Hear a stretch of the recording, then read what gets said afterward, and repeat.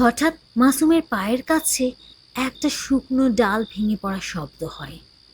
ওরা দাঁড়িয়ে পড়ে। দোস্ত, আমার পিঠের উপর কেউ নিঃশ্বাস ফেলছে।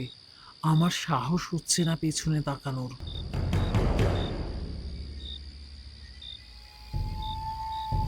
তোমরা এই রাতে দুই কচি ছেলে কোথায় যাচ্ছ?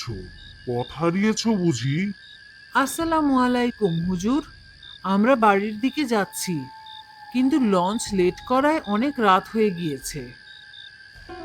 এই পথ দিয়ে যেও না, সামনে বড় বিপদ। আমার সাথে আসো। জঙ্গলের ভেতরে আমার একটা পুরনো আস্তানা আছে। আজ রাতটা ওখানেই নিরাপদে থাকো। বেলাল, ওনার সাথে যাওয়া কি ঠিক হবে? হুজুরের পা দুটো খেয়াল করেছিস? কেমন যেন উল্টো মনে হচ্ছে। আমাদের আর কোনো উপায় নেই। বাইরে থাকলে শেয়াল বা অন্য কিছু ধরতে পারে। তার চেয়ে ভালো চল হুজুরের পিছু নিই।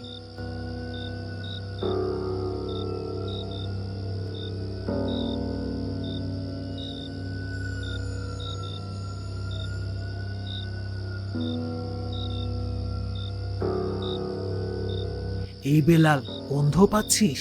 কেমন পচা মাংসের মতো গন্ধ না? তুই এখানে একটু বস, আমি পেছনে গিয়ে দেখি কোনো জানালা আছে কিনা।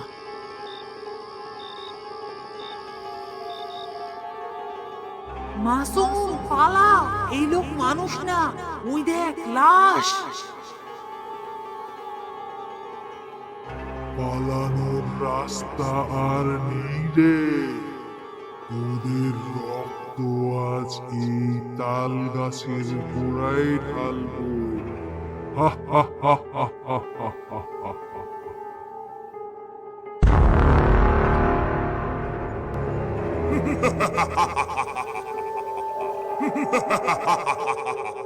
বেলাল আর মাসুম প্রাণ হাতে দিয়ে দৌড়াচ্ছে, আর ওদের পেছনে হুজুর নয়, বরং বিশাল লম্বা এক কালো ছায়া ধেয়ে আসছে।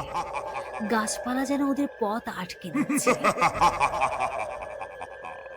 ও ও আমাদের ও আমাদের ধরে ফেলবে। ও আল্লাহ, আমাদের আমাদের বাঁচান আল্লাহ, আমাদের বাঁচান।